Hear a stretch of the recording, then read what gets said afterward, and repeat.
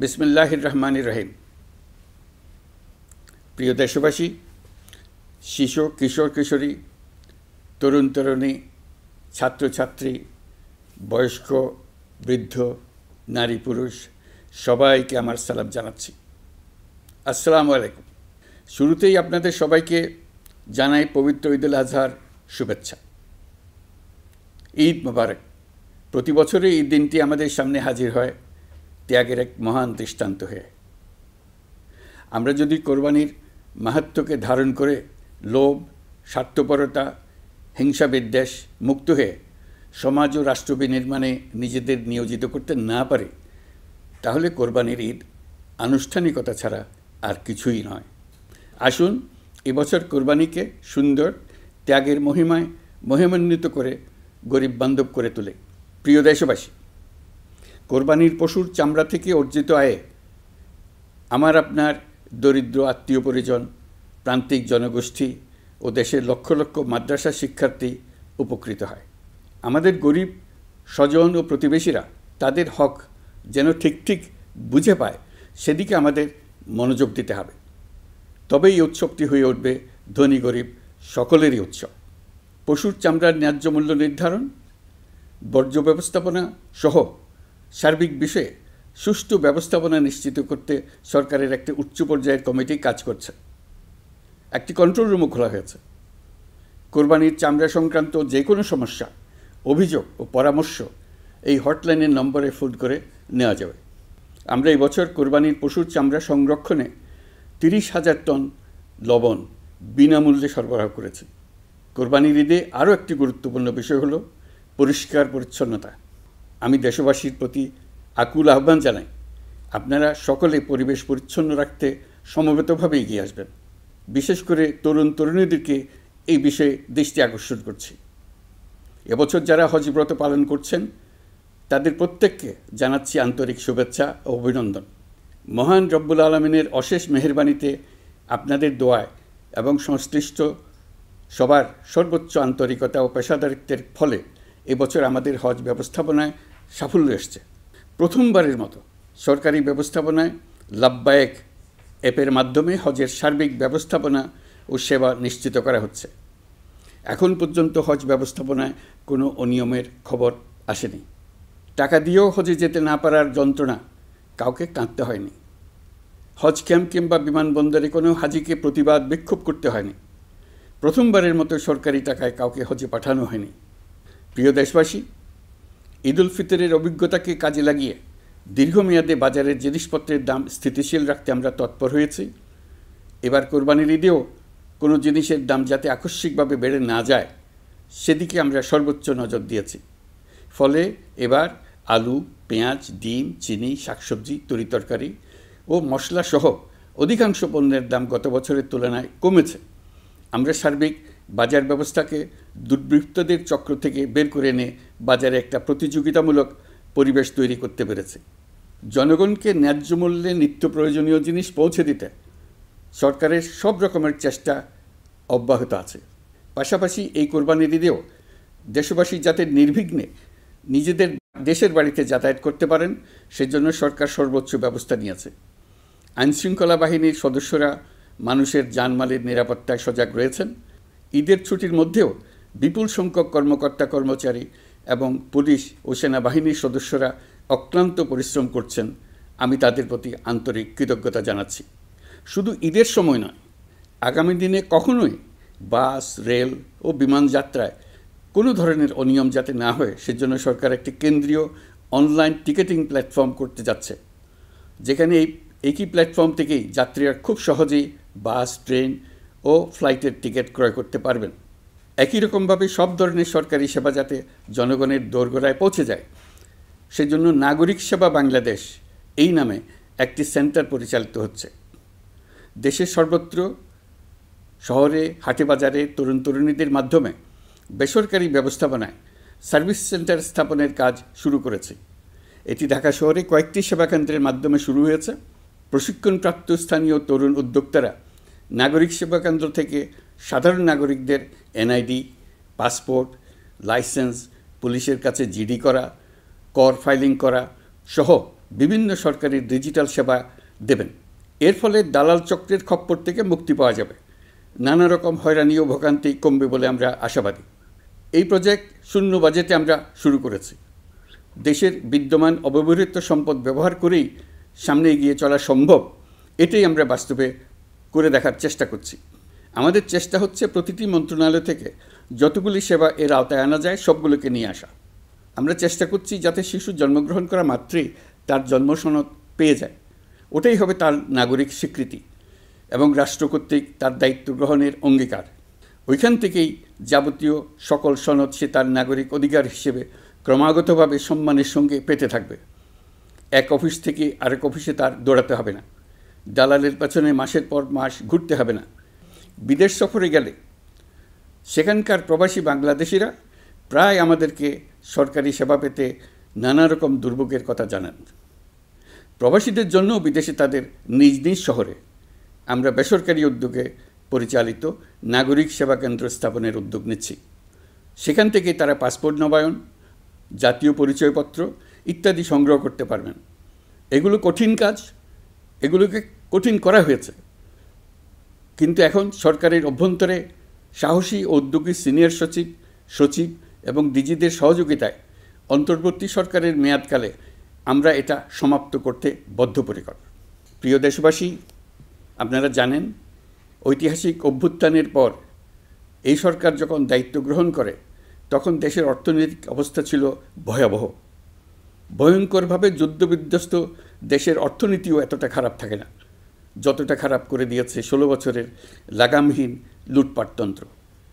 কেসারেন শেকড় থেকে শিখরে। আশার বিষয় হচ্ছে শুধু ব্যাংক নয়, প্রত্যেকটি আর্থিক প্রতিষ্ঠান এখন ঘুরে দাঁড়িয়েছে। জনগণের আমানত এখন নিরাপদ। অর্থনীতির অধিকাংশ সূচক ইতিবাচক ধারায় ফিরে এসছে। আমাদের অর্থনীতির ইতিবাচক ধারা বিদেশি বিনিয়োগকারীদেরকেও আকৃষ্ট করছে। বৈদেশিক মুদ্রার রিজার্ভ শূন্যে নেমে যাওয়ার ভয়ে পতিত সরকার বিদেশি ব্যবসায়ীদের আয় নিজ দেশে নিতে দিচ্ছিল না। আমরা সেটা নিরসন করেছি। বৈদেশিক মুদ্রার রিজার্ভকে ইতিবাচক অবস্থায় নিয়ে আসতে পেরেছি। এই অর্থ বছরে আমরা চেষ্টা করেছি এমন একটি বাজেট দিতে যা সত্যিকার অর্থে জনকল্যাণমুখী হয়। দেশের ইতিহাসে প্রথমবারের মতো একটি বাজেট তার আগের বছরের চেয়ে ছোট হয়েছে। প্রবৃত্তিকেন্দ্রিক ধারণা থেকে সরে এসে আমরা চেষ্টা করেছি সামগ্রিক উন্নয়নের ধারণায় জোর দিতে। এই বাজেট প্রথাগত ভৌত অবকাঠামো তৈরির খতিয়ান নয়। এই বাজেটে প্রাধান্য দেওয়া হয়েছে মানুষকে। নজরদারি বৃদ্ধির ফলে রপ্তানি আয় বেড়েছে। অর্থনীতির দুঃসময়ে আমাদের প্রবাসী ভাই বোনেরা রেমিটেন্স যোদ্ধা হিসেবে এগিয়ে এসছেন, যার ফলে রেমিটেন্স প্রবাহ উল্লেখযোগ্যভাবে বৃদ্ধি পেয়েছে। আমি জাতির পক্ষ থেকে সকল রেমিটেন্স যোদ্ধাকে কৃতজ্ঞতা জানাচ্ছি। স্বৈরাচারী সরকারের পতনের পর অর্থ পাচার রোধে কঠিন পদক্ষেপ নিয়েছে অন্তর্বর্তী সরকার। এছাড়া পুরনো আমদানির দায় পরিশোধ হওয়ায় বৈদেশিক মুদ্রার রিজার্ভের উপরও চাপও কমেছে। রাজস্ব আদায় বাড়ানোর জন্যে পূর্ব ঘোষণা অনুযায়ী জাতীয় রাজস্ব বোর্ড NBR ভেঙে অর্থ মন্ত্রণালয়ের অধীনে রাজস্ব নীতি বিভাগ এবং রাজস্ব ব্যবস্থাপনা বিভাগ নামে দুটি স্বতন্ত্র বিভাগ প্রতিষ্ঠা করা হয়েছে। এটি একটি বড় কাঠামোগত সংস্কার। এই সিদ্ধান্তের ফলে বিশাল আকারের দুর্নীতি কমবে, রাজস্ব ব্যবস্থার দক্ষতা বাড়বে, স্বার্থের দ্বন্দ্ব কমবে এবং রাজস্ব আহরণের আওতা সম্প্রসারিত হবে। অর্থনীতি সহ বিগত মাসগুলোতে সরকারের প্রত্যেকটি মন্ত্রণালয় ছোট বড় বহু সংস্কারের উদ্যোগ নিয়েছে। মোট 54টি মন্ত্রণালয়ে 1000-এরও উপরে সংস্কার ও উন্নয়ন সংক্রান্ত পদক্ষেপ নেওয়া হয়েছে। এর পাশাপাশি আমরা যে সংস্কার কমিশন করেছিলাম তাদের সুপারিশের মধ্য থেকে আশু করণীয় সুপারিশগুলো দ্রুত বাস্তবায়নের জন্য মন্ত্রণালয়গুলো কাজ করে যাচ্ছে। মে মাস পর্যন্ত বিভিন্ন সংস্কার কমিশন থেকে প্রাপ্ত সুপারিশের ভিত্তিতে 54টি মন্ত্রণালয়ে 129টি সুপারিশ বাস্তবায়ন করা হয়েছে। এই সকল সংস্কার কাজের মধ্যে কয়েকটি চুম্বক অংশ আজ আপনাদের সামনে তুলে ধরতে চাই। আইন ও বিচার বিভাগ মোট 33টি গুরুত্বপূর্ণ সুপারিশ ইতিমধ্যে বাস্তবায়ন করেছে। এর মধ্যে উল্লেখযোগ্য হল ইন্টারন্যাশনাল ক্রাইমস ট্রাইব্যুনাল অ্যাক্ট 1973 সংশোধন ও পুনর্গঠন করে আইনটি আন্তর্জাতিক মানের সাথে সামঞ্জস্যপূর্ণ করা, বিচার বিভাগীয় সংস্কার কমিশনের প্রস্তাব অনুযায়ী সুপ্রিম কোর্ট বিচারক নিয়োগ অধ্যাদেশ 2025 প্রণয়ন ও জারি করা হয়েছে। এর অধীনে প্রথমবারের মতো বাংলাদেশের ইতিহাসে গণবিজ্ঞপ্তির মাধ্যমে সুপ্রিম কোর্টে বিচারক নিয়োগের সুযোগ তৈরি হয়েছে।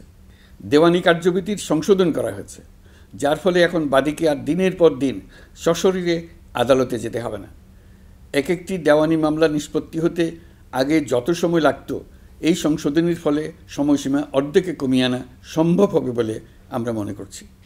দেশের 1000-এর বেশি অবকাঠামো এবং প্রতিষ্ঠানের নাম পলাতক প্রধানমন্ত্রীর বাবা, মা, ভাই, বোন, আত্মীয় স্বজনের নামে প্রতিষ্ঠিত করা হয়েছিল। তার মধ্যে ছিল সেনানিবাস, বিমানঘাঁটি, নৌবাহিনীর জাহাজ, মেগা সেতু, সড়ক, স্থাপনা, স্কুল, কলেজ, বিশ্ববিদ্যালয়, হাসপাতাল, গবেষণা কেন্দ্র, আরও বহু কিছু। এগুলোর সব নাম পরিবর্তন করা হয়েছে। নারী ও শিশু নির্যাতন দমন আইন সংশোধন করা হয়েছে। প্রবাসী ভাই বোনদের অনেক দিনের দাবির পরিপ্রেক্ষিতে পাওয়ার অফ অ্যাটর্নি বিধিমালা সংশোধন করা হয়েছে। এখন পুরনো পাসপোর্টে নো ভিসা রিকোয়ার্ড স্টিকার থাকলে কিংবা জন্মসনদ থাকলে বিদেশ থেকে পাওয়ার অফ অ্যাটর্নি সম্পাদন করতে পারবে। আগামী 2 মাসের মধ্যে আইনগত সহায়তা কার্যক্রম ব্যাপকভাবে বিস্তার করা হবে। বছরে এখন গড়ে 35,000 মামলা নিষ্পত্তি হয়। আমাদের লক্ষ্য এটিকে 2 লক্ষ মামলায় উন্নতি করা। মামলা দায়েরের 48 ঘন্টার মধ্যেই যাদের বিরুদ্ধে মামলার কোনো ভিত্তি নেই তাদের বাদ দেওয়ার ব্যবস্থা করা হচ্ছে। আমরা সর্বোচ্চ চেষ্টা করেছি দেশের মানুষকে লুটপাটতন্ত্র থেকে বের করে আনতে। আপনারা জানেন, বিগত 16 বছরে উন্নয়নের নামে মেগা প্রকল্প নিয়ে কী পরিমাণ লুটপাট হয়েছে। মেগা প্রকল্পগুলো যেন হয়ে উঠেছিল মেগা ডাকাতির প্রকল্প। আমরা দায়িত্ব গ্রহণের পরপরই বিভিন্ন উন্নয়ন প্রকল্প পুনরায় মূল্যায়ন করে দেখেছি যে প্রায় সব প্রকল্পেই ভৌতিক ব্যয় ধরা হয়েছে। শুধুমাত্র সড়ক, পরিবহন ও মহাসড়ক বিভাগ, সেতু বিভাগ, রেল মন্ত্রণালয়, বিদ্যুৎ বিভাগ, জ্বালানি ও খনিজ সম্পদ বিভাগ, এই 5টি বিভাগে ব্যয় সংকোচ করা হয়েছে 46,308 কোটি টাকা। এই টাকা দিয়ে জ্বালানি খাতে সমস্ত বকেয়া মিটিয়ে দিয়ে বকেয়ার পরিমাণ শূন্যে নামিয়ে আনা হয়েছে। বৈদেশিক ঋণ পরিশোধ করে সব ধরনের ঋণের ফাঁদ থেকে বেরিয়ে আসা আমাদের অগ্রাধিকার। দেশে বিনিয়োগ বাড়ানো ও নতুন কর্মসংস্থান তৈরিতে আমাদের গুরুত্ব দিতেই হবে। তা না হলে এদেশকে আমরা যে স্থানে নিয়ে যেতে চাই সেখানে নিয়ে যাওয়া সম্ভব হবে না। বিনিয়োগ ও কর্মসংস্থানের ব্যাপারে রাজনৈতিক দল ও জনগণ আমাদের সর্বাত্মক সমর্থন করছেন। সকলের মধ্যে ব্যাপক আগ্রহ, কৌতূহল আমাদের অনুপ্রেরণা যোগাচ্ছে। সংশ্লিষ্টদের সঙ্গে আলোচনা করে বিনিয়োগ পরিবেশ উন্নত করতে 30টি মূল সংস্কার কাজকে অগ্রাধিকার দেওয়া হয়েছে এবং ইতিমধ্যে 18টি সুপারিশ বাস্তবায়ন করা হয়েছে। বিনিয়োগ বান্ধব পরিবেশ গড়ে তুলতে এবং দেশি বিদেশি শিল্প প্রতিষ্ঠানের মধ্যে সংযোগ সৃষ্টি করতে আমরা সর্বোচ্চ চেষ্টা করে যাচ্ছি। গত অক্টোবর হতে মার্চ পর্যন্ত নেট বিদেশি বিনিয়োগ এসছে মোট 756 মিলিয়ন মার্কিন ডলার, অর্থাৎ প্রায় 9,247 কোটি টাকা। বাংলাদেশ ইনভেস্টমেন্ট সামিট 2025-এ নির্দিষ্ট খাতভিত্তিক সেশনের মাধ্যমে ব্যবসায়ী চেম্বার, ব্যাংক ও বেসরকারি খাতের অন্যান্য অংশীদারদের মধ্যে আলোচনা হয়েছে। ইনভেস্টমেন্ট সামিটে বিদেশি বিনিয়োগকারীরা ও রাজনৈতিক দলগুলোর মধ্যেও আলোচনার জন্য আলাদা ব্যবস্থা রাখা হয়েছিল, যাতে করে পরবর্তীতে যে দলই ক্ষমতায় আসুক না কেন তারা যেন বিনিয়োগ বান্ধব বাংলাদেশ গড়তে নিজেদের প্রতিশ্রুতির কথা জানাতে পারেন। সম্প্রতি চীনের বাণিজ্যমন্ত্রী চীনের 100টি কোম্পানির প্রায় 150 বিনিয়োগকারী ও ব্যবসায়ী নিয়ে বাংলাদেশে এসছেন। আমরা আশা করছি খুব দ্রুতই বড় আকারের বিদেশি বিনিয়োগ দেখতে পাব। সম্প্রতি আমি চীন, কাতার, জাপান সহ কয়েকটি দেশ সফর করেছি। এসব সফরেও বিভিন্ন বৈঠকে বাংলাদেশের অর্থনৈতিক সম্ভাবনা অগ্রগতির কথা তুলে ধরেছি। দ্বিপাক্ষিক বাণিজ্য বিনিয়োগের বিষয়ে ফলপ্রসূ আলোচনা হয়েছে। আরও বেশি সংখ্যক বাংলাদেশি যাতে বিদেশে কর্মসংস্থানের সুযোগ পায় সে চেষ্টা করেছি। বাংলাদেশে কাতারি বিনিয়োগকারীদের জন্য একটি বিশেষ অর্থনৈতিক অঞ্চল গড়ে তোলার বিষয়ে আমাদের মধ্যে আলোচনা হয়েছে। বাংলাদেশের লাখো লাখো ছেলেমেয়েরা মাদ্রাসায় পড়াশোনা করে, তাদের জন্য প্রযুক্তি শিক্ষা ও বিদেশি ভাষা শিক্ষা চালু করতে আমরা কাতার চ্যারিটির সাহায্য চেয়েছি। গত মাসে আমি জাপান সফরে গিয়েছিলাম। এই সফরে জাপানের প্রধানমন্ত্রী বাংলাদেশকে বাজেট সহায়তা ও রেলপথ উন্নয়নের জন্য $1 বিলিয়ন মার্কিন ডলারের ঋণ ঘোষণা করেছেন। দ্বিপাক্ষিক 3টি চুক্তিপত্র বিনিময় হয়েছে। এই সফরে দুই দেশের মধ্যে অর্থনৈতিক বিনিয়োগ ও অন্যান্য সহযোগিতার ক্ষেত্রে 6টি সমঝোতা স্মারক অর্থাৎ MOU স্বাক্ষর হয়েছে। বাংলাদেশের কর্মশক্তির দক্ষতা বৃদ্ধি এবং জাপানে তাদের কর্মসংস্থান সহজতর করার লক্ষ্যে জাপানের সঙ্গে আমরা 2টি সমঝোতা স্মারকে স্বাক্ষর করেছি। জাপানের শ্রমিক সংকট রয়েছে, আমরা আগামী 5 বছরে জাপানে 1 লক্ষ কর্মী পাঠানোর চুক্তি সই করেছি। এর চাইতে আরও বেশি শ্রমিক ক্রমাগতভাবে পাঠানোর আয়োজন করে এসেছি। প্রিয় দেশবাসী, 1971 সালে বাংলাদেশ স্বাধীন হওয়ার পর অর্থনৈতিকভাবে আমাদের যে উন্নতির শিখরে থাকার কথা ছিল, বিশ্বের কাছে মাথা উঁচু করে দাঁড়াবার কথা ছিল, সেই উচ্চতায় আমরা পৌঁছতে পারিনি। আমরা চাই বাংলাদেশ দক্ষিণ এশিয়ার অর্থনৈতিক প্রাণকেন্দ্র হিসেবে প্রতিষ্ঠিত হোক। এই কারণে বিনিয়োগ পরিষেবার উন্নয়নের পাশাপাশি বন্দরের সক্ষমতা বাড়াতে উদ্যোগ নিয়েছি। এটা করা সম্ভব না হলে দেশের কোটি কোটি মানুষের বেকারত্ব ঘুচবে না, অর্থনৈতিক সংকট রয়েই যাবে। চট্টগ্রাম বন্দর নিয়ে অনেকের মধ্যে কৌতূহল তৈরি হয়েছে। মাঝে মাঝে এমন কথাও শুনেছি যে এই বন্দর বিদেশিদেরকে নাকি দিয়ে দেওয়া হচ্ছে। আমি আগেও জানিয়েছি, চট্টগ্রাম বন্দর হলো বাংলাদেশের অর্থনীতির হৃৎপিণ্ড। বর্তমানে এই হৃৎপিণ্ড অতি দুর্বল।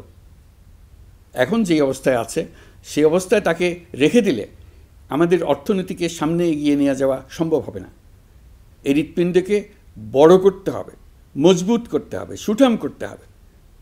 তা করতে হলে বহু উদ্যোগ গ্রহণ করতে হবে, অভিজ্ঞদের সাহায্য লাগবে। আমরা যাদের সঙ্গে যোগাযোগ করেছি তারা বন্দর ব্যবস্থাপনায় বিশ্বের সেরা, সবচেয়ে অভিজ্ঞ। তারা ইউরোপ, কানাডা, অস্ট্রেলিয়া, চীন, দক্ষিণ কোরিয়া, ভারত, পাকিস্তান, তুরস্ক, মধ্যপ্রাচ্য ও আফ্রিকা সহ বিশ্বজুড়ে বন্দর পরিচালনা করে। তাদের কাজ বন্দর ব্যবস্থাপনা। আমাদের লক্ষ্য হলো বন্দর ব্যবস্থাপনার কাজ যত তাড়াতাড়ি সম্ভব তাদের কাছ থেকে শিখে নেওয়া।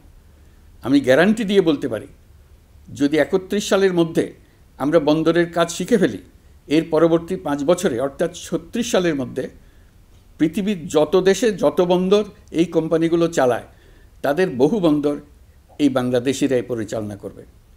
আপনারা যে বন্দরেই পা দেবেন দেখবেন সেখানে বাংলাদেশিরা আছেন। বহু লোকের কর্মসংস্থান হবে, বহু লোকের উপরে ওঠার সুযোগ হবে। তাদের নিজেদের প্রয়োজনেই তারা আমাদের চাকরি দেবে।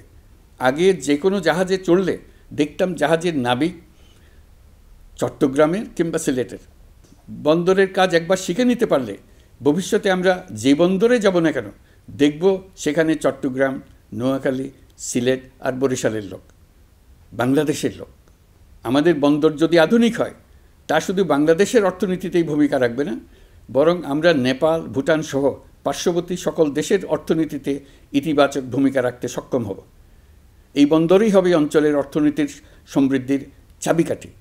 কুমিরা থেকে টেকনাফ পর্যন্ত নানা বন্দরের কর্মচাঞ্চল্যে সমগ্র উপকূল অঞ্চল দক্ষিণ এশিয়ার একটি গুরুত্বপূর্ণ অর্থনৈতিক প্রাণকেন্দ্র হিসেবে প্রতিষ্ঠিত হবে। এই পুরো অঞ্চলে অনেকগুলো শিল্পাঞ্চল গড়ে উঠবে শুধু সমুদ্রের সান্নিধ্য এবং তার ব্যবহারের দক্ষতার কারণে। তার সঙ্গে গড়ে উঠবে আরেকটি নতুন শিল্প, আধুনিক পদ্ধতিতে সমুদ্রে মাছ পালন, আহরণ ও প্রক্রিয়াজাতকরণের শিল্প। এটি আরেকটি নতুন জগৎ সৃষ্টি করবে। এই ব্যাপারে আমরা আমাদের বন্ধু দেশগুলোর সঙ্গে আলোচনা শুরু করেছি এবং তারা উৎসাহ সহকারে সাড়া দিয়েছেন। বন্দর ব্যবস্থাপনার জন্য আমরা যাদেরকে আনছি তারা পৃথিবীর যেসব দেশে কাজ করে সেসব কোনো দেশেরই সার্বভৌমত্ব, জাতীয় নিরাপত্তা হুমকির মুখে পড়েনি। আমি দেশবাসীর প্রতি আহ্বান জানাই, আপনারা নিজেদেরকে ভিত্তিহীন বিরোধিতা এবং অপপ্রচারের শিকার হতে দেবেন না। অন্তর্বর্তীকালীন সরকারের বন্দর ব্যবস্থাপনার উদ্যোগে আপনাদের দৃঢ় সমর্থন অব্যাহত রাখুন। যারা বিরোধিতা করছে তাদের প্রতিহত করুন। আপনারা জানেন আমাদের দেশে এখন 12 লক্ষ রোহিঙ্গা বসবাস করছে। প্রায় 1 লাখ রোহিঙ্গা এসছে 2023 সাল থেকে 2024 সালের সেপ্টেম্বর সময়কালে, যখন রাখাইন রাজ্যে ব্যাপক যুদ্ধাবস্থা বিরাজ করছিল। সেখানে চলমান সংঘাত ও মানবিক পরিস্থিতির কারণে এখনও অনেকে আসতে চেষ্টা করছেন। রোহিঙ্গাদের বাংলাদেশে আসা বন্ধ করতে এবং যারা ইতিমধ্যে বাংলাদেশে অবস্থান করছেন তাদের প্রত্যাবাসনের জন্য আমরা উদ্যোগ নিয়েছি। আমরা যখন দায়িত্ব গ্রহণ করেছিলাম তখন রোহিঙ্গা ইস্যুটিকে প্রায় মৃত অবস্থায় পেয়েছিলাম। আন্তর্জাতিক এজেন্ডা থেকে ইস্যুটি ঝরে পড়েছিল। সেই অবস্থা থেকে আমরা ইস্যুটিকে বিশ্ববাসীর দৃষ্টির সম্মুখভাবে নিয়ে আসতে পেরেছি। আমি গত বছর সেপ্টেম্বর মাসে জাতিসংঘ সাধারণ পরিষদে রোহিঙ্গা বিষয়ক একটি আন্তর্জাতিক সম্মেলন অনুষ্ঠানের আহ্বান জানিয়েছিলাম। আপনারা জেনে খুশি হবেন, জাতিসংঘের সকল সদস্য রাষ্ট্র এই বিষয়ে একমত হয়েছেন এবং তারা একটি উচ্চ পর্যায়ের আন্তর্জাতিক সম্মেলন আয়োজনের সিদ্ধান্ত নিয়েছে। এই বছর সেপ্টেম্বর মাসে যুক্তরাষ্ট্রের নিউ ইয়র্কে এই সম্মেলনটি অনুষ্ঠিত হবে। একই সাথে রোহিঙ্গাদের প্রত্যাবাসনের জন্য আমরা আন্তর্জাতিক জনমত গঠন করতে পেরেছি। গত মার্চ মাসে বাংলাদেশ সফরে এসে জাতিসংঘের মহাসচিব অ্যান্টোনিও গুতেরেস পরিষ্কারভাবে ঘোষণা করেছেন যে মিয়ানমারের প্রত্যাবাসনই রোহিঙ্গা সমস্যার একমাত্র সমাধান। প্রত্যাবাসনের বিষয়ে আরেকটি বড় অগ্রগতি হচ্ছে মিয়ানমার সরকার কর্তৃক প্রত্যাবাসনযোগ্য রোহিঙ্গাদের সর্বপ্রথম তালিকা ঘোষণা। গত এপ্রিল মাসে ব্যাংককে বিমস্টেক সম্মেলনের সাইডলাইনে আলোচনার সময় মিয়ানমার সরকার প্রথমবারের মতো 1,80,000 রোহিঙ্গা প্রত্যাবাসনযোগ্য বলে ঘোষণা করেছে। রোহিঙ্গাদের প্রত্যাবাসনে ও আমাদের সীমান্তের নিরাপত্তা নিশ্চিত করতে মিয়ানমারের সরকার সহ সেখানকার বিদ্রোহী গোষ্ঠীর সাথে আনুষ্ঠানিক ও অনানুষ্ঠানিক যোগাযোগ রাখা হচ্ছে। আমরা যত দেশেই সফর করেছি সব দেশেই রোহিঙ্গা সংকট মোকাবেলায় রাষ্ট্রীয় নেতা ও সরকারের প্রতিনিধিদের সঙ্গে আলোচনা করেছি, তাদের সহযোগিতা চেয়েছে। তারা ইতিবাচকভাবে আমাদের আহ্বানে সাড়া দিয়েছেন। জাতিসংঘের মহাসচিব গত মার্চ মাসে ঢাকা সফরকালে রাখাইন রাজ্যে মানবিক বিপর্যয়ের মোকাবেলার জন্য একটি ত্রাণ চ্যানেলের প্রস্তাব করেছিলেন। তিনি বলেছিলেন এই প্রস্তাবটি রোহিঙ্গাদের প্রত্যাবাসনে সহায়ক হবে। বিষয়টি প্রস্তাব পর্যায়ে রয়ে গেছে। আমরা লক্ষ্য করেছি রাখাইনের জন্য বাংলাদেশ করিডোর দিয়ে দিয়েছে বলে একটা অপপ্রচার চালানো হচ্ছে। আমি সুস্পষ্টভাবে বলছি, এটা সর্বৈব মিথ্যা। এটা চিলে কান নিয়ে যাওয়ার গল্প। যারা অসত্য কল্পকাহিনী বানিয়ে বাংলাদেশের মানুষকে ক্রমাগত বিভ্রান্ত করে অশান্তি সৃষ্টিতে নিয়োজিত, এটা তাদেরই শিল্পকর্ম। আপনারা এ বিষয়ে হুঁশিয়ার থাকবেন, কোনোভাবেই বিভ্রান্ত হবেন না। এসব অপপ্রচার সত্ত্বেও আমরা লক্ষ্যচ্যুত হব না। এই জটিল সমস্যাটি সমাধানে আমাদের কাজ চালিয়ে যাব। প্রিয় দেশবাসী, আগামী মাসে জুলাই গণ অভ্যুত্থানের বছর পূর্ণ হবে।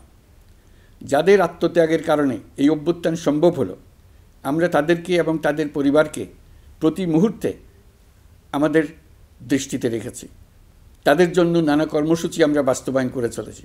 এখন পর্যন্ত 834টি শহীদ পরিবারের মধ্যে 630টি শহীদ পরিবারকে 10 লক্ষ টাকা করে 63 কোটি টাকার সঞ্চয়পত্রের জন্য ব্যাংক চেক দেওয়া হয়েছে। অবশিষ্ট যারা আছেন তাদের ওয়ারিশ নির্ধারণ সংক্রান্ত বিষয়গুলি নিষ্পত্তি সাপেক্ষে সঞ্চয়পত্র দেওয়া হবে। এর পাশাপাশি গণ অভ্যুত্থানে আহত প্রায় 12,500 জনকে 106 কোটি টাকা দেওয়া হয়েছে। গণ অভ্যুত্থানে আহতদের মধ্যে সরকারি বেসরকারি বিভিন্ন হাসপাতালে এই পর্যন্ত 15,393 জন চিকিৎসা গ্রহণ করেছেন। স্বাস্থ্যসেবা বিভাগের মাধ্যমে 40 জন আর মুক্তিযুদ্ধ বিষয়ক মন্ত্রণালয়ের মাধ্যমে 11 জনকে উন্নত চিকিৎসার জন্য সিঙ্গাপুর, থাইল্যান্ড ও রাশিয়া পাঠানো হয়েছে। তাদের চিকিৎসা বাবদ এই পর্যন্ত সরকার 61 কোটি টাকা ব্যয় করেছে এবং এই ব্যয় অব্যাহত আছে। আরও 28 জন জুলাই যোদ্ধাকে উন্নত চিকিৎসার জন্য সিঙ্গাপুর, থাইল্যান্ড ও তুরস্কে পাঠানোর প্রক্রিয়া চলছে। এখন পর্যন্ত বিভিন্ন হাসপাতালে চিকিৎসাধীনদের যুক্তরাজ্য, যুক্তরাষ্ট্র, ফ্রান্স, সিঙ্গাপুর, থাইল্যান্ড, চীন, মালয়েশিয়া ও নেপাল থেকে 26 জন বিশেষজ্ঞ চিকিৎসক এসে বিনামূল্যে চিকিৎসা দিয়েছেন। এই চিকিৎসকবৃন্দ শুধু যাতায়াত খরচ গ্রহণ করেছেন, এর বেশি কিছু তারা গ্রহণ করতে চান নাই। আমরা তাদের প্রতি কৃতজ্ঞ। এই পর্যন্ত শহীদ পরিবারগুলোকে সঞ্চয়পত্র প্রদান, আহত ব্যক্তিদের চিকিৎসা ও চেক প্রদান বাবদ সরকার মোট 285 কোটি টাকা ব্যয় করেছে।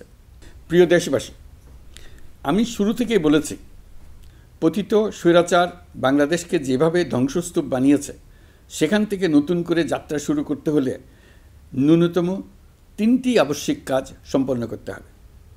প্রথমত, বিচার ও জবাবদিহিতা প্রতিষ্ঠার উদ্যোগ দৃশ্যমান করে তোলা। দ্বিতীয়ত, রাষ্ট্রের গণতান্ত্রিক পুনর্গঠন ও প্রাতিষ্ঠানিক কাঠামোর সংস্কার সাধনে প্রয়োজনীয় ঐক্যমত ও পথনকশা তৈরি করা। তৃতীয়ত, একটি অবাধ, সুষ্ঠু ও শান্তিপূর্ণ নির্বাচন আয়োজন করে ক্ষমতা হস্তান্তরের গণতান্ত্রিক প্রক্রিয়া সম্পন্ন করা। এই লক্ষ্যে ধ্বংসপ্রাপ্ত নির্বাচন ব্যবস্থাকে স্থায়ীভাবে সংস্কার করা। এই 3টি ম্যান্ডেট হচ্ছে দেশবাসীর সাথে আমাদের চুক্তি। 24-এর শহীদের রক্তে ভেজা এই চুক্তি আপনাদের সার্বিক সমর্থন, আস্থা ও সহযোগিতা নিয়ে এবং পতিত শক্তি ও তার দোসরদের সৃষ্ট সকল বাধা বিপত্তিকে পরাভূত করে আমরা সম্মিলিতভাবে বাস্তবায়ন করতে সক্ষম হব বলে আমার দৃঢ় বিশ্বাস। গত বছর জুলাই আগস্ট মাসে সংঘটিত হত্যাযজ্ঞ সহ বিগত 16 বছরের গুম খুন নির্যাতনের সত্য উদ্ঘাটন এবং আর্থিক খাতের সীমাহীন দুর্নীতি, অনিয়ম ও অপরাধের বিচার প্রক্রিয়া আমরা শুরু করেছি। মানবতা বিরোধী অপরাধের বিচারের জন্য আন্তর্জাতিক অপরাধ ট্রাইব্যুনাল গঠনের পর প্রসিকিউশন টিম গঠন ও তদন্ত কর্মকর্তা নিয়োগের পাশাপাশি বিচারিক কার্যক্রম পরিচালনা প্রক্রিয়াধীন ছিল। যত দ্রুত সম্ভব বিচার কাজ শুরুর ব্যাপারে আমরা আশাবাদী ছিলাম। আপনারা জানেন, জুলাইয়ে সংঘটিত হত্যাযজ্ঞের বিচার ইতিমধ্যে শুরু হয়ে গেছে। বিচার কাজ যেন দ্রুত গতিতে সম্পন্ন হয় সেজন্য সরকারের পক্ষ থেকে যত রকম সহযোগিতা প্রয়োজন আমরা তা দিচ্ছি। বিচারের জন্য আন্তর্জাতিক অপরাধ ট্রাইব্যুনালের এজলাস কক্ষ ডিজিটাল প্রযুক্তিতে সমৃদ্ধ করা হয়েছে। ইতিহাসে প্রথমবারের মতো কোনো বিচার পর্ব আদালতের অনুমতিক্রমে সরাসরি কিংবা রেকর্ডকৃত পদ্ধতিতে গণমাধ্যমে প্রচারিত হচ্ছে। আমরা বিশ্বাস করি এতে করে বিচার বিভাগের প্রতি মানুষের আস্থা বাড়বে, বিচার নিয়ে অপপ্রচার বন্ধ হবে। প্রসিকিউশন বলছে, বিগত সরকার পতনের পর তাদের আজ্ঞাবহ ব্যক্তিরা বিভিন্ন গুরুত্বপূর্ণ সাক্ষ্য প্রমাণ বিনষ্ট করার চেষ্টা করেছে। থানা, হাসপাতাল সহ গুরুত্বপূর্ণ স্থানের দলিলপত্র পুড়িয়ে বা লুকিয়ে নষ্ট করার চেষ্টা করা হয়েছে। বিভিন্ন অপরাধমূলক স্থাপনার আকার আকৃতি, দেয়াল ইত্যাদি ভেঙে এবং বিকৃত করে প্রমাণ লুকানোর চেষ্টা করা হয়েছে। বিভিন্ন ডিজিটাল এভিডেন্স যেমন ভিডিও, অডিও, ইন্টারনেট ডেটা যেগুলো ডিলিট বা ধ্বংস করার চেষ্টা করা হয়েছে, তদন্ত কর্মকর্তারা সর্বাধুনিক প্রযুক্তি ব্যবহার করে সেগুলো রিকভার এবং রেস্টোর করার কাজ করছেন। এই কাজে আমরা দেশবাসীর কাছেও সহযোগিতা কামনা করছি। স্বৈরাচারী সরকারের আমলে গত 16 বছরে রাজনৈতিক ভিন্নমত দমনের জন্য বিপুল সংখ্যক মানুষকে গুম করা হয়েছিল। এই মানুষগুলোকে এমন সব বন্দিশালায় আটকে রাখা হয়েছিল যাদের কোনোটির আয়তন ছিল মাত্র 3 ফিট বাই 3 ফিট। গুমের ঘটনা তদন্ত ও এই ভয়াবহ অপরাধের সঙ্গে যারা জড়িত তাদের বিচারের জন্য একটি স্বাধীন গুম সংক্রান্ত কমিশন নিরলসভাবে কাজ করে যাচ্ছে। তারা গুমের এমন রোমহর্ষক ঘটনা আবিষ্কার করেছে যা নিষ্ঠুরতার চূড়ান্ত সীমা ছাড়িয়ে গেছে। মানুষকে পেট কেটে সিমেন্টের বস্তা ঢুকিয়ে নদীতে ডুবিয়ে দেওয়া হতো, ইঞ্জেকশন দিয়ে অজ্ঞান করে জ্বলন্ত ইটভাটায় নিক্ষেপ করা হতো, ট্রেন ও গাড়ির নিচে ছুঁড়ে ফেলা হতো। কমিশন এখন পর্যন্ত 2টি অন্তর্বর্তীকালীন প্রতিবেদন জমা দিয়েছে। তারা এখনও প্রতিনিয়ত নতুন অভিযোগ পাচ্ছে। ইতিমধ্যে গুমের তদন্ত কার্যক্রমের জন্য ঢাকা শহরের 3টি, চাঁপাইনবাবগঞ্জ ও বগুড়া জেলায় 3টি গুমের কেন্দ্র পরিদর্শন ও সাক্ষ্য গ্রহণ করা হয়েছে।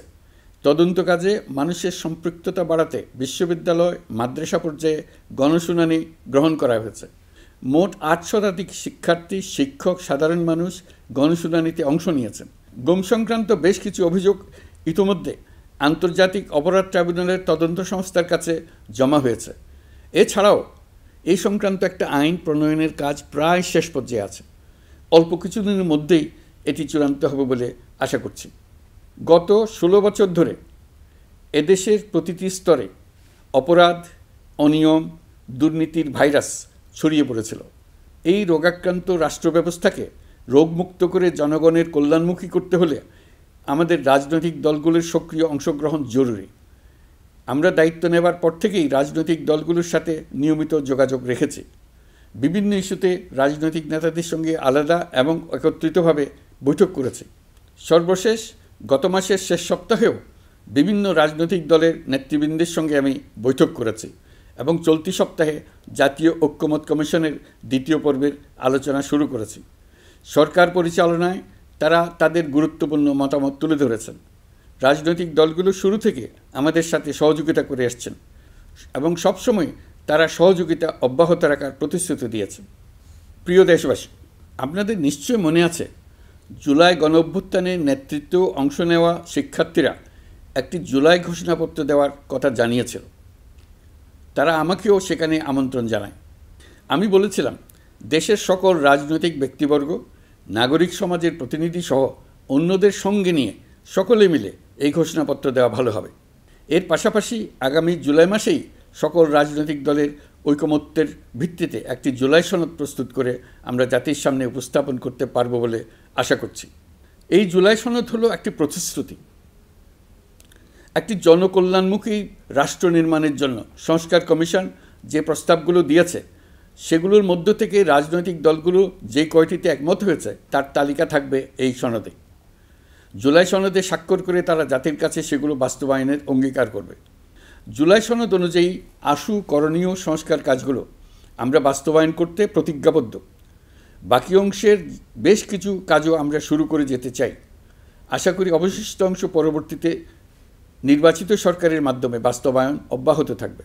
প্রাতিষ্ঠানিক সংস্কারের দৃঢ় প্রতিশ্রুতি বাস্তবায়নে আমাদেরকে দৃঢ়ভাবে এবং ঐক্যবদ্ধভাবে এগিয়ে যেতে হবে। এর কোনো বিকল্প নেই।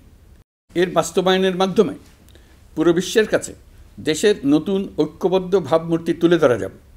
বিশ্বব্যাপী সবার কাছে জাতি হিসেবে বাংলাদেশের শক্তি সম্পর্কে স্পষ্ট ধারণা তৈরি হবে। ঐকমত্য কমিশন গঠন করা আমাদের একটি দুঃসাহসিক উদ্যোগ ছিল। অন্য কোনো দেশে এমন কোনো নজির নেই। এর মাধ্যমে আমরা জাতি হিসেবে রাজনৈতিক গভীরতার সন্ধান পেয়েছি। রাজনৈতিক ঐক্যে পৌঁছার জন্য ঐকমত্য কমিশনের সঙ্গে সকল দলের দলগত প্রস্তুতি, ঘণ্টার পর ঘণ্টা কমিশনের সঙ্গে ঐকান্তিক আলোচনা, জাতীয় লাইভ টেলিভিশনের সামনে সকল দলের ঐকমত্যে পৌঁছার একান্ত প্রয়াস আমাদের রাজনৈতিক ইতিহাসে স্মরণীয় হয়ে থাকবে। এই কমিশনের চেয়ারম্যান হিসেবে আমি সকল রাজনৈতিক দলের কাছে তাদের সীমাহীন ধৈর্য এবং কমিশনের প্রতি তাদের সহযোগিতা এবং সৌজন্য প্রকাশের জন্য জাতির পক্ষ থেকে ধন্যবাদ জানাচ্ছি। আশা করি আমাদের অসমাপ্ত কাজ সমাপ্ত করে শিগগিরই পূর্ণাঙ্গ জুলাই সনদ তৈরি করে জাতির জন্য একটা নতুন পথ নির্দেশনা রেখে যেতে পারব। এই কমিশনের অভিজ্ঞতার মাধ্যমে দেশের যে নতুন রাজনৈতিক সংস্কৃতি গড়ে ওঠার সম্ভাবনা দেখা দিয়েছে, আগামী নির্বাচনের মাধ্যমে যদি সেটা বিকাশমানভাবে স্থায়ী রূপ দিতে পারে তাহলে আমরা ভবিষ্যতের সকল রাজনৈতিক সংকট মোকাবেলা করতে সক্ষম হব। সকল প্রস্তুতি সমাপ্ত করে দেশের সকল মানুষের, কিশোর কিশোরী, তরুণ তরুণী, ছাত্রছাত্রী, কৃষক, জেলে, গৃহিণী, দিনমজুর, শ্রমিক, ব্যবসায়ী, পেশাজীবী, শিল্পী সবাই মিলে চেষ্টা করে একটা সুন্দর নিখুঁত নির্বাচন আয়োজন করে নতুন বাংলাদেশের দৃঢ় ভিত্তি রচনা করব। প্রিয় দেশবাসী, আমি জানি আগামী জাতীয় নির্বাচন কখন হবে সে বিষয়ে সিদ্ধান্ত জানার জন্য রাজনৈতিক দল ও জনগণের মধ্যে বিপুল আগ্রহ রয়েছে। আমি বারবার বলেছি এই নির্বাচন ডিসেম্বর থেকে আগামী বছরের জুনের মধ্যে অনুষ্ঠিত হবে। এই সময়ের মধ্যে দেশের নির্বাচন উপযোগী পরিবেশ সৃষ্টির জন্য যা যা করা দরকার সরকার তাই করছে। এখানে মনে রাখা জরুরি, বাংলাদেশ স্বাধীনতার পর থেকে যতবার গভীর সংকটে নিমজ্জিত হয়েছে তার সবগুলোরই প্রধান কারণ ছিল ত্রুটিপূর্ণ নির্বাচন। ত্রুটিপূর্ণ নির্বাচন প্রক্রিয়ায় বারবার ক্ষমতা কক্ষিগত করার মধ্য দিয়ে একটি রাজনৈতিক দল বর্বর ফ্যাসিস্টে পরিণত হয়েছিল। এই ধরনের নির্বাচন যারা আয়োজন করে তারা জাতির কাছে অপরাধী হিসেবে চিহ্নিত হয়ে যায়। এমন নির্বাচনের মধ্য দিয়ে যে দল ক্ষমতায় আসে তারাও জনগণের কাছে ঘৃণিত হয়ে থাকে।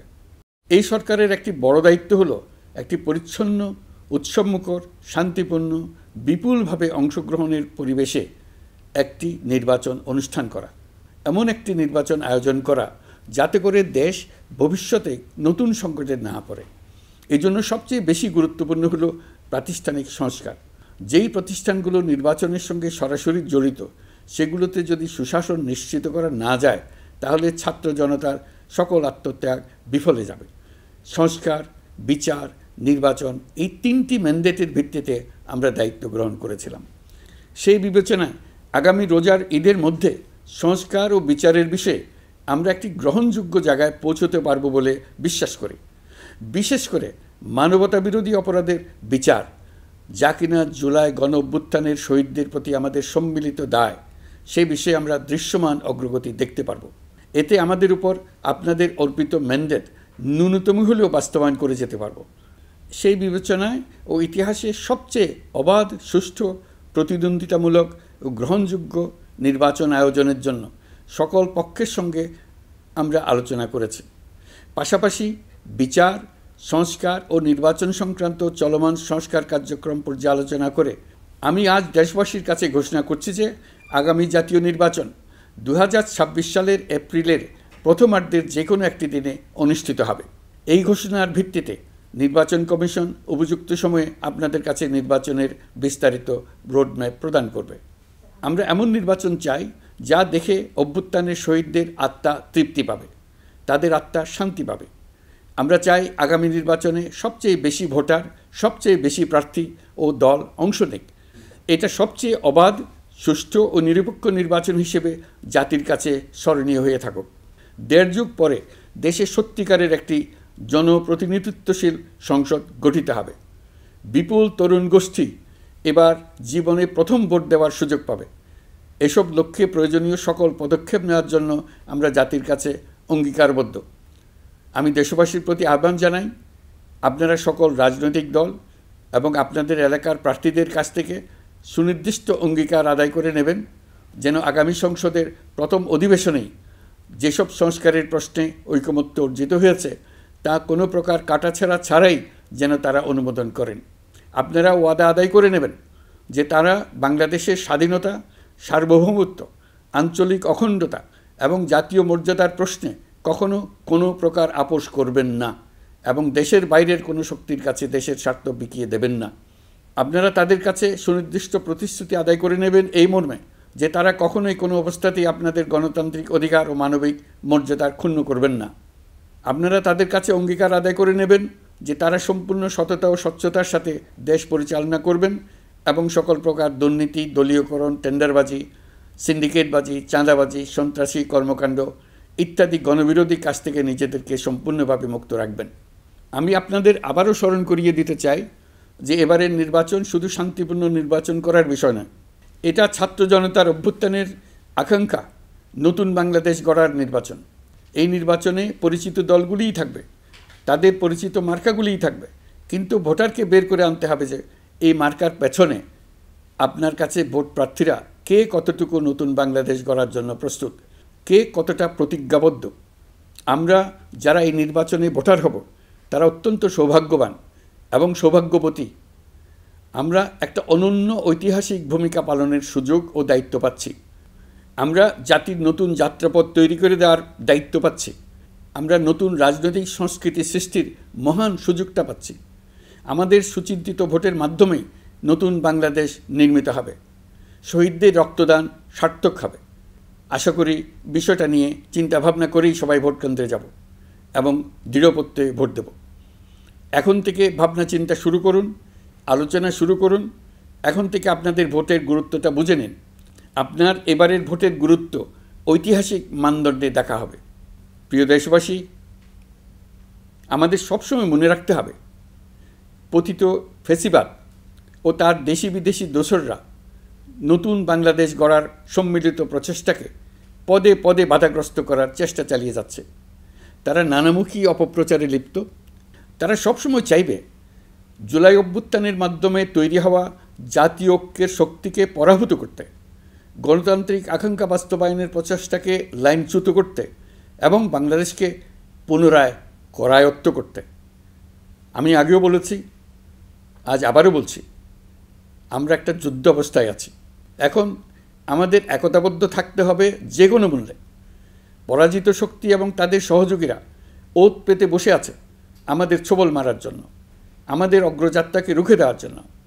আমরা তাদের কিছুতেই এই সুযোগ দেব না।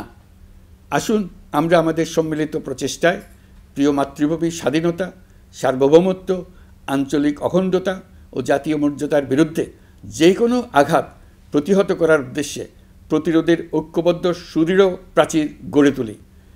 প্রিয় দেশবাসী, সবাইকে আবার ঈদের শুভেচ্ছা ও সালাম জানাচ্ছি। মহান আল্লাহ আমাদের সহায় হন।